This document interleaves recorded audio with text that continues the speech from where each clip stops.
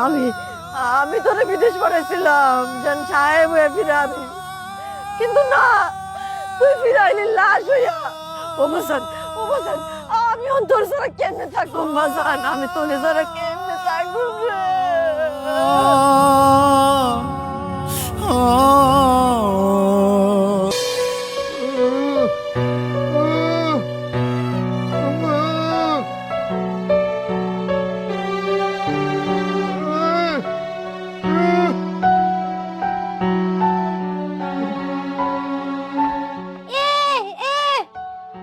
এইরকম কইরা সবসময় আমার বিরক্ত করস কে? হ্যাঁ, এই প্যারালাইসিসের রোগী বাইরে যায় পইরা মইরা থাকতে পারস না? তোরে দিয়ে আমার কি হইব ক?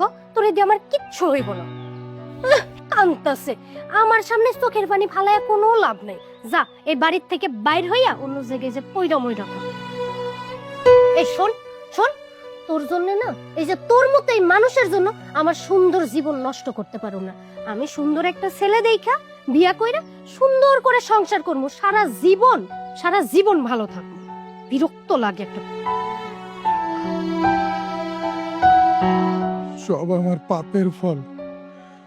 আমার মায়ের লগে আমার ভাইয়ের লগে অন্যায় করছি, এই জন্য আল্লাহ আমার বিচার করছে।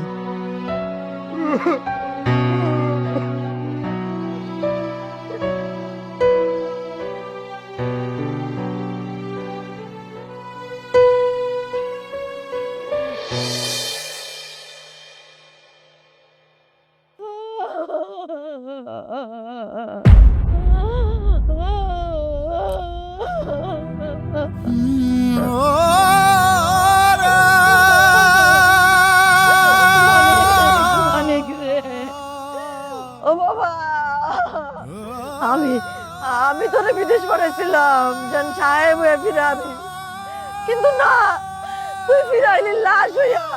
ও বাসান, ও বাসান, আমি তোর ছাড়া কেমনে থাকবো বাসান, আমি তোরে ছাড়া কেমনে থাকবো রে?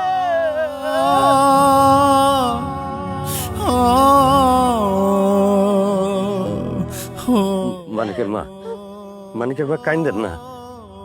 মানুষ মাত্রই মরণশীল, হায়াত মৌতের উপর তো কারো হাত নাই। অবশ্য আপনারা কানতেই বা মানা করি কেমনে?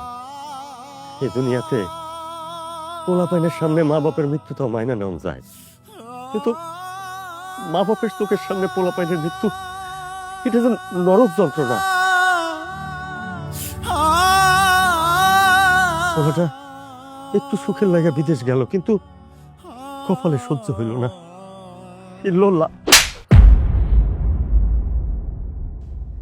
মামুনি, মামুনি, তুই আমার গালে সর মারলি? আমি তোর বাবা। চুপ কর ডরো বিশ্বাস, তুই কেমন বাপ? হ্যাঁ, নিজের মায়ের সুখের কথা চিন্তা কইরা তুই কেমনে এরকম একটা নিষ্পাপ পোলারে বাইরে ফেলতে পারলি? তুই এসব কি বলতেছিস? আমি কেন ওকে মারতে যাব? ওর মৃত্যুর সাথে আমার আমার কোনো সম্পর্ক নাই। কোনো সম্পর্ক নাই না? তুই কি মনে করছস আমি কোনো কিছু জানি না? না, আমি সব কিছু জানি। কেমনে জানি তাইলে শোন। আন্নের কথা মতো ওই কালা গন্ডারের বাচ্চারে আন্নের মাইয়ার জীবন তো সারা জীবন লাই সরাই দিছে। ওই গন্ডারের বাচ্চা বিদেশের মাটিতে লাত্তি উষ্টা খাইতে খাইতে সাইজ হয়ে যাবে, কই দেশের মাটিতে জীবনে ফিরতে পারবো না। এটাই তো আমি চাইছিলাম, আর তুই আমার কাজটা সহজ করে দিছিস। এর লেগে তো তোরা খুশি হইয়া যেটাকে কন্টাক্ট হয়েছে তার থেকে 50,000 টাকা বাড়াইয়া দিছি। আন্নের হন্দা যত টিয়া ভাই, আমি হ্যাপি, খুশি হয়ে গেছি। কই তোর কাছে আমিও খুশি। আমি যেদিন জানলাম ওই গন্ডারের বাচ্চা আমার মেয়ের পিছে লাগছে, সেদিন থেকে মাথা রক্ত উঠে আছে। কিন্তু আধুনিক যুগ, আগেকার বাপের আমলের মার্ডার মোডার কইরা এখন পার পাওয়া যায় না, তোরা কে যাইতে হয়। কিন্তু যখন তোর কথা মাথায় এলো, পয়সা গেলাম এইটাই রাস্তা। ও যদি মানব পাচারের শিকার হইয়া মইরা যায়, কিংবা বিদেশে কোনো একটা বিপদে পড়ে মইরা যায়, তাইলে আমার সাপও মরল, লাঠিও ভাঙলো না।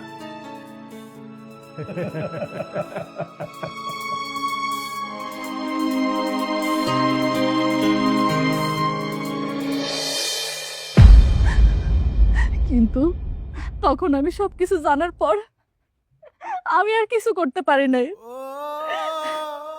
আমি মানিকরে একবারও কইতে পারি নাই যে এই সব কিছুর মূলে এই খারাপ লোকটা দাঁড়িয়ে ছিল। আমি মানিকের মায়েরও কিছু কইতে পারি নাই। আমি তো জানতাম উনি অসুস্থ।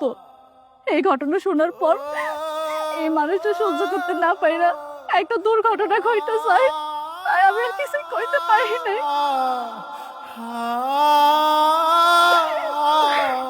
হ্যাঁ হ্যাঁ হ্যাঁ, আমি দায়ী। এই গন্ডারের বাচ্চার মৃত্যুর জন্য আমি দায়ী। আমি যেদিন প্রথম শুনলাম আমার মেয়ে এই গন্ডারের বাচ্চার প্রেমে পড়ছে, সেদিনই আমার মাথায় রক্ত উঠে গেছিল। আমি প্ল্যান করতেছিলাম কিভাবে এই পথের কাঁটারে সরানো যায়, কিন্তু কিন্তু আমি আমার মেয়ের উপর চাপ দিতে চাই নাই, তাহলে আমার সম্পর্কে ওর ধারণা খারাপ হয়ে যেত। আমি চাইতেছিলাম এমন ভাবে এটা সরাইতে যাতে সাপও মরে, লাঠিও না ভাঙে। আর এর লাইগা আমি খায়রুলের সাথে কন্ট্যাক্ট করছি, যাতে সাপও মরে, লাঠিও না ভাঙে। এখন যদি আমার জেল ফাঁসি হয়, তাও আমার কোনো আফসোস নাই, কোনো আফসোস নাই।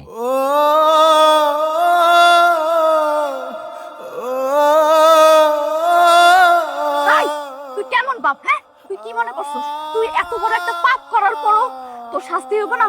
অবশ্যই তোর শাস্তি হইব, এই মাটির মতোই তোর শাস্তি হইব। দাঁড়া, আমি এখনই পুলিশের ফোন দিতেছি। মা, মা তুই কি করতেছিস? আমি তোর বাবা, আমি তোর বাবা।